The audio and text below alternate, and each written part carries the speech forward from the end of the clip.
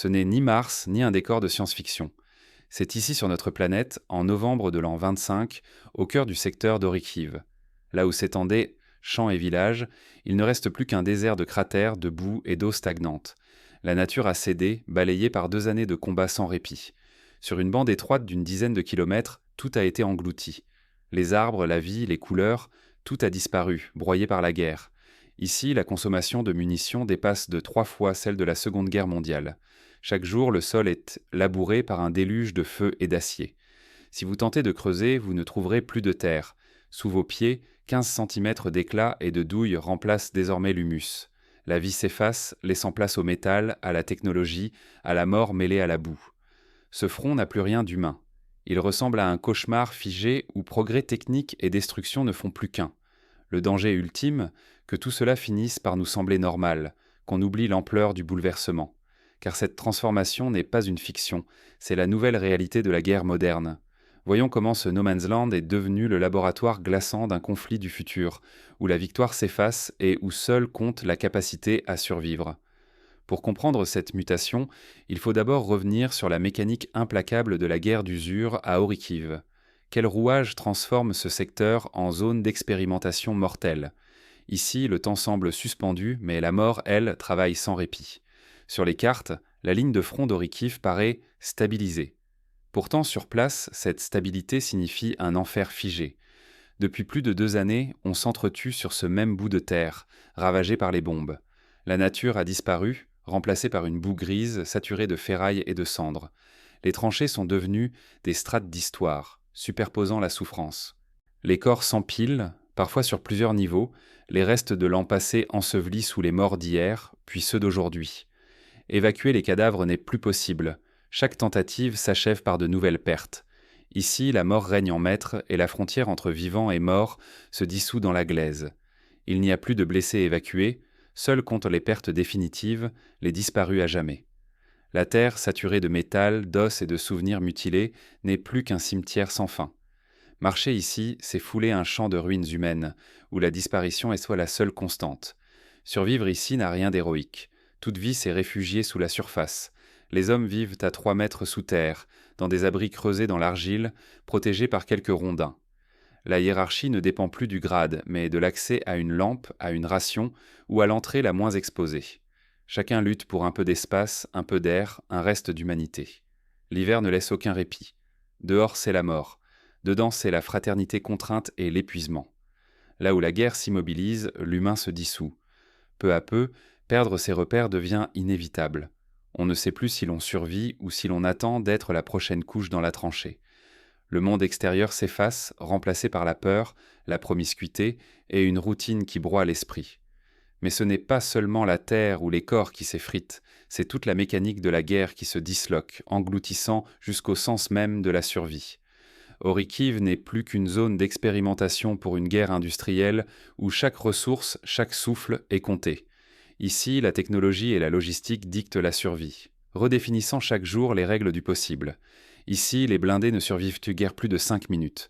Le véritable prédateur, c'est la rumeur mécanique au-dessus des têtes, ce vrombissement ininterrompu qui s'infiltre partout. Sur le front d'Orikiv, la guerre s'est dissoute dans l'œil des drones. Repérés, frappés, harcelés, plus rien n'échappe à leur vigilance. Chaque geste suspect est décortiqué, chaque ombre suspecte, chaque souffle. La chasse à l'homme est devenue un spectacle, retransmis en temps réel dans les casques des soldats, parfois à des dizaines de kilomètres du danger. Le sol appartient désormais aux machines, et le choix de la vie ou de la mort se joue dans la froideur d'un flux vidéo. Le vacarme des drones a supplanté celui de l'artillerie.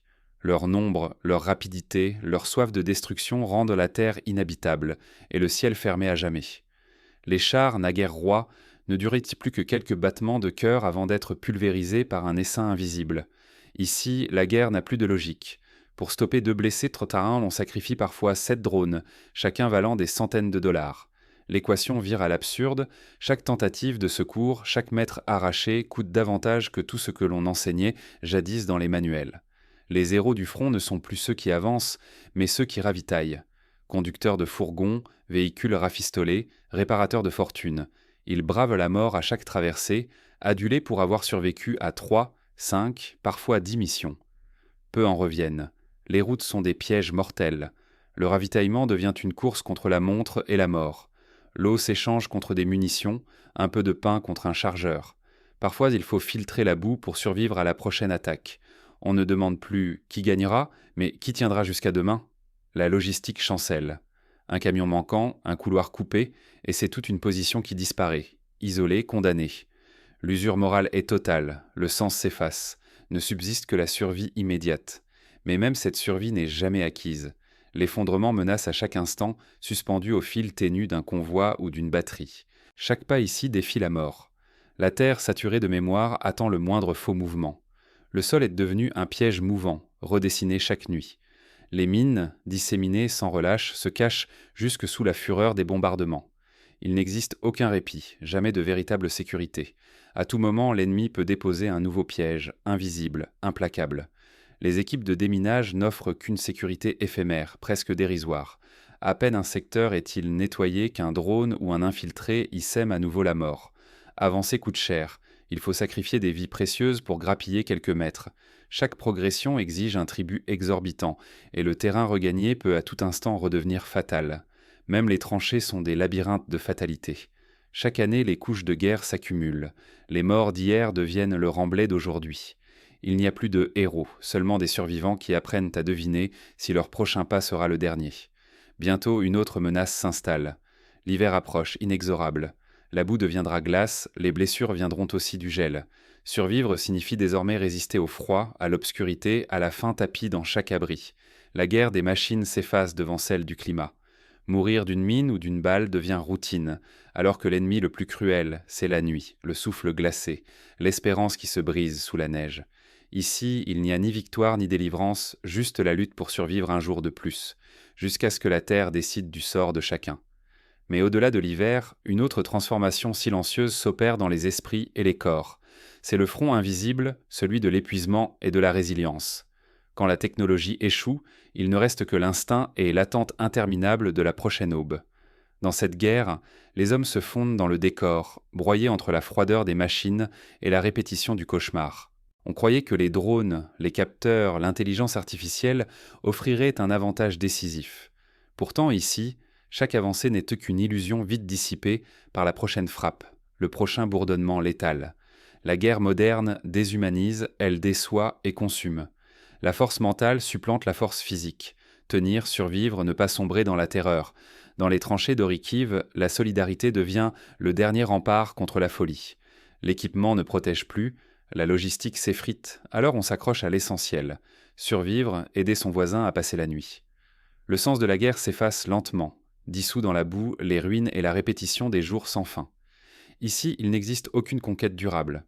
Chaque victoire n'est qu'un souffle, balayé aussitôt par une nouvelle vague de violence. Seul subsiste l'instinct de survie. Ce besoin obstiné de tenir jusqu'à la fonte des glaces, d'espérer qu'un matin, la terre cesse enfin de trembler. Les promesses techniques du siècle ne font qu'accroître l'absurdité. Chaque innovation se retourne contre l'homme, laissant plus de ruines et moins d'humanité. Le vrai danger n'est pas seulement de perdre des vies, mais de perdre ce qui fait de nous des humains. Mais ce front n'est pas fait que de désespoir. Il révèle aussi les étincelles de résistance, les choix impossibles. À travers la fatigue et la peur, certains cherchent encore à donner un sens à l'absurde. Ce champ de ruines n'est pas un simple champ de bataille, c'est un miroir tendu à notre époque, brutal et sans filtre. Regarder Orikiv, c'est se confronter à la réalité nue d'une guerre qui dévore tout, la terre, les machines, les vivants, jusqu'au sens même de nos luttes. Ici, survivre n'a rien d'héroïque, c'est une épreuve absurde recommencer chaque matin sous le bourdonnement des drones, dans la boue et l'attente, jusqu'à l'épuisement. La technologie impose sa loi à chaque instant, brouillant la frontière entre chair et acier, entre l'ennemi et soi-même. Ce paysage n'est pas seulement un cimetière de blindés, il enterre aussi nos illusions de victoire, de gloire, de maîtrise du destin. Nous faisons face à un gouffre où l'humain s'efface sous la machine de guerre. Détourner le regard, c'est accepter de répéter les mêmes erreurs, de replonger aveuglément dans la folie. La vraie des questions n'est plus qui l'emportera, mais si nous saurons affronter ce que cette guerre révèle de nous. Avons-nous le courage d'ouvrir les yeux et de transmettre ce que nous découvrons, car oublier, c'est déjà recommencer. Orikiv n'est pas un cauchemar lointain, c'est le reflet de nos choix et de nos peurs. Ce miroir, chacun doit décider s'il ose vraiment s'y regarder.